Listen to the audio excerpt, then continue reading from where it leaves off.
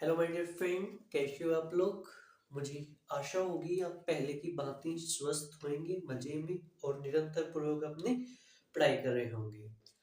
आज की इस वीडियो में हम इसरो और उससे रिलेटेड जो जो इम्पोर्टेंट एजेंसी होती है उसके विषय में चर्चा करेंगे। और आज की वीडियो ज़्यादा लेंथी नहीं होगी, बस छोटा सा ही एक हमारे स्पेस टेक्नोलॉजी जिसके यात्रा पर हम निकले हुए हैं उसका एक छोटा सा पार्ट है। आज छोटी सी वीडियो में उस छोटे से पार्ट को ही समाप्त करते हैं और फिर हम मिलते हैं नेक्स्ट टॉपिक में अपनी स्पेस टेक्नोलॉजी जो हमारा नया टॉपिक होएगा या जो भी हमारे जो क्रायोजेनिक इंजन होगा जो अर्थ की जो डिफरेंट टाइप की जो सेक्युलर सैटेलाइट्स ऑर्बिट्स होती है उसके विषय में हम डिस्कस करते हैं माय डियर फ्रेंड्स। छोटे से टॉपिक को जल्दी फिनिश करते हैं। ISRO ISRO stand for Indian space Indian space research Organisation. एक बार जल्दी से मेरे साथ बोलो, इसरो की full form.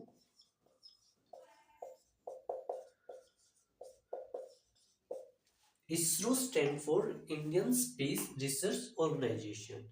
Indian space research Organisation ये हमारे भारत की एक स्पेस एजेंसी है जो कि भारत में रॉकेट को लॉन्च करने का कार्य करती है या विभिन्न देशों से उनके सैटेलाइट को लेती है और उनको भी लॉन्च करती है, बदले में ये उनसे पैसे लेती है। Clear my dear friend.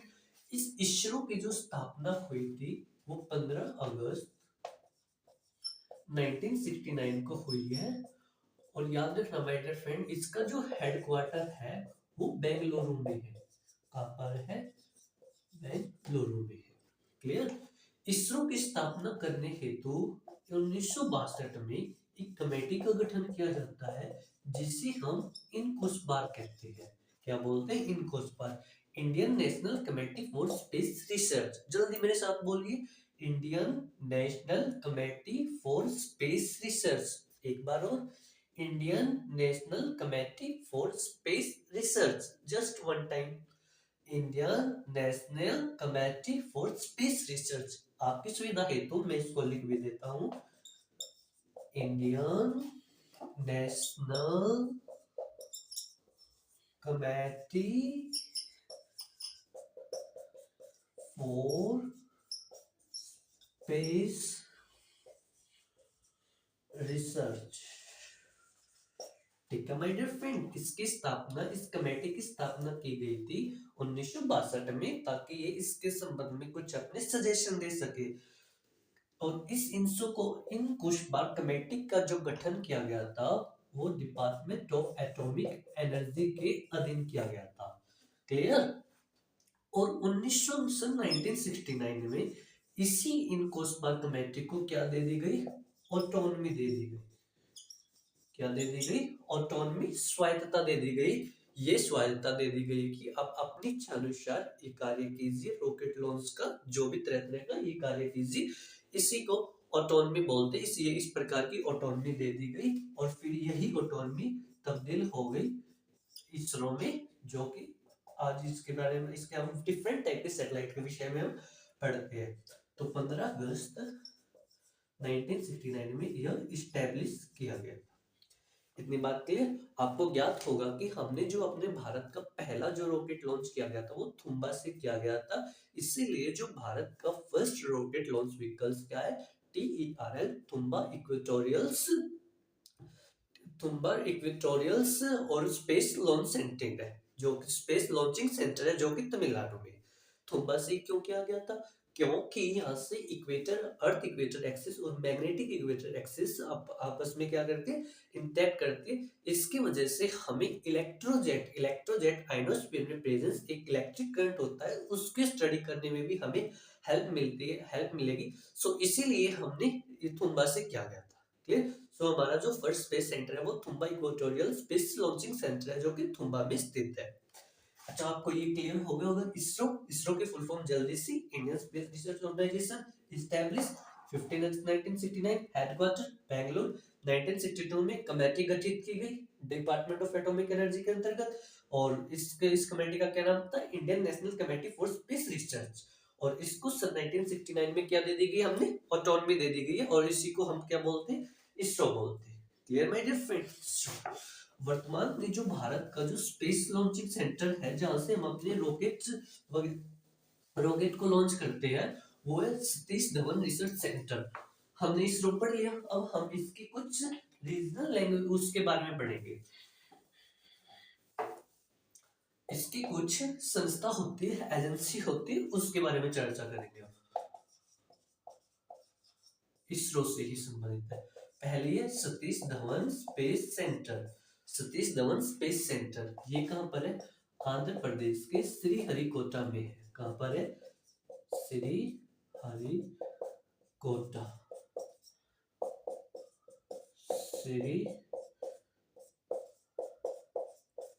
Sriharikota में है।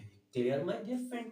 और इसी श्रीहरिकोटा से हमारे भारत के विभिन्न तरह के पीएसएलवी, जीएसएलवी इत्यादि इस तरह के सैटेलाइट को लॉन्च किया जाता है। वैसे सैटेलाइट तीन टाइप के होते हैं, व्हीकल्स होते हैं, लॉन्च व्हीकल्स डिस्कस करेंगे। वैसे हम जैसे सपोज करो ये हमारी क्या है, अर्थ है। आपको पता होगा कि हमारी अर्थ पश्चिम से पूर्व की तरफ ही क्या करती है, रिवॉल्व करती है, अपने एक्सिस पर घूमती है। और हमारा जो स्पेस लॉन्चिंग सेंटर है वो इक्वेटर के पास है, और इक्वेटर के पास जो होता है ग्रेविटी क्या होती है, कम होती है। इसीलिए स्पेस लॉन्चिंग सेंटर को वहाँ इक्वेटर के पास ही डिफरेंट टाइप के जो डिफरेंट जो कंट्रीज होते हैं इक्वेटर के पास ही स्थापित करते हैं, ताकि वो अर्थ की ग्रेविटेशनल फोर्स के अगेंस्ट काम कर और अर्थ के ग्रेविटेशनल फोर्स को छोड़कर या उससे एस्केप होकर स्पेस में जा सके। सो इसीलिए जितने भी देश के जो स्पेस लॉन्चिंग सेंटर होते हैं वो इक्वेटर के पास से होते हैं। ठीक।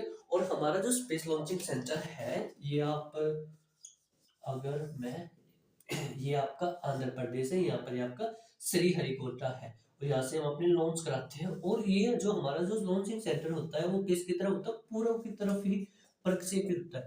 पूर्व की तरफ ही क्यों प्रक्षेपित होता है, due to earth rotates from west to east on our axis. Clear. हमारी जो पृथ्वी होती है वो पश्चिम से पूर्व अपने एक्सिस पर घूमती है, पश्चिम से पूर्व की तरफ घूमती है, इसीलिए पूर्व की तरफ पृथ्वी का घूमना हुआ। तो इसीलिए वो सैटेलाइट को मतलब सैटेलाइट को लॉन्च होने में या उसको पिकअप होने में हेल्पफुल रहता है। तो इसलिए हम पूर्व की तरफ पूर्व से ही लॉन्च करते हैं। पहली बात क्लियर। चलिए, और मैं आपको बता दूं क्या, जो फर्स्ट हमारा लॉन्चिंग स्टेशन था वो था TERL, तुम्बा इक्वेटोरियल रिसर्च सेंटर। ठीक है, रॉकेट लॉन्च सेंटर। ठीक है। सेकंड है आप ये सेंटर, इस पर हमने बात कर ली, Satish Dhawan space centre. Next है आपका Vikram Sarabhai space centre. Vikram Sarabhai space centre, Vikram Sarabhai space centre. Clear. ये कहां पर है, ये केरल के तिरुवनंतपुरम में, ये केरला के तिरुवनंत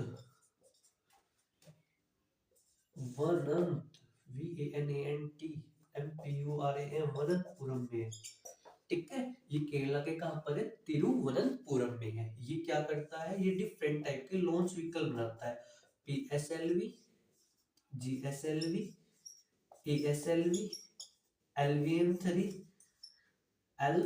जल्दी से बोलो, LVM3, और एक आपका मोस्ट इंपोर्टेंट SSLV। इन सबको जो ये प्रक्षेपण यान होते हैं, ये लॉन्चिंग व्हीकल्स होते हैं। इन लॉन्चिंग व्हीकल्स में हमारे सैटेलाइट को रखा जाता है, और जो कि स्पेस के डिफरेंट ऑर्बिट्स में जाकर अपना कार्य करता है। क्लियर। जो ये प्रक्षेपण यान है, ये इनको बनाने का कार्य कौन सी संस्था करती है, विक्रम साराभाई स्पेस सेंटर करता है। ये कहां पर है, केरला के तमिलनाडु में, केरल के तिरुवनंतपुरम में। ये इस प्रकार के जो लॉन्चिंग व्हीकल होते हैं, इनको हम लॉन्चिंग व्हीकल कहते हैं, इनको निर्माण करने का कार्य करता है। दो क्लियर हुई। तीसरी आपकी मैं इसको रफ कर देता हूं।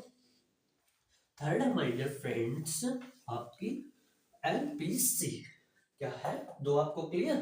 थर्ड में लिख देता हूं LPC, लिक्विड प्रोपल्शन सेंटर। क्या बोल लो, liquid propulsion centre, liquid propellant centre, द्रव प्रणोदक केंद्र, liquid propellant centre, liquid propellant centre. Hindi में भी लिख देता हूँ, डोंट वरी माय डियर। भैया जी यार हिंदी इंग्लिश का तो आप खुद काम कर लो ना यार, कुछ भी मतलब लिख दो, सब कुछ लिखवाई दे। लिक्विड प्रोपेलेंट सेंटर ये क्या काम करता है, ये आपका क्रायोजेनिक इंजन। अब ये मत कह देना कि ये क्रायोजेनिक इंजन क्या होता है हमें नहीं पता है, भाई मुझे भी पता है, आप लोगों को नहीं आता है, मैं सेपरेट वीडियो में चर्चा करूंगा इसकी। अभी तो सिर्फ समझ लो कि जो एलपीसी है, लिक्विड प्रोपेलेंट सेंटर है, ये कहाँ पर है, तमिलनाडु के महेंद्रगिरी में। अब महेंद्रगढ़ मत बोल देना, ये हरियाणा का है, महेंद्रगिरी। क्लियर। ये क्या करता है, क्रायोजेनिक और semi cryogenic engine, semi cryogenic engine को बनाने का कार्य करता है। कौन सी, लिक्विड प्रोपेलेंट सेंटर। अब इसका स्थान, स्थान तो यार तुम खुद, स्थान कहाँ पर है इसका, वैसे तो स्थान आपको खुद ढूंढना चाहिए, तमिलनाडु के महेंद्रगिरी में। बोलो महेंद्र गिरी में। आपको तीन संस्था क्लियर हुई जल्दी से, जब तक अभी तक हमने जितनी भी बात पर चर्चा की है, जल्दी से मेरे साथ एक बार रिवाइज करा दीजिएगा। ISRO stand for Indian space research organisation, established 15 अगस्त 1969, हेडक्वार्टर बेंगलुरु।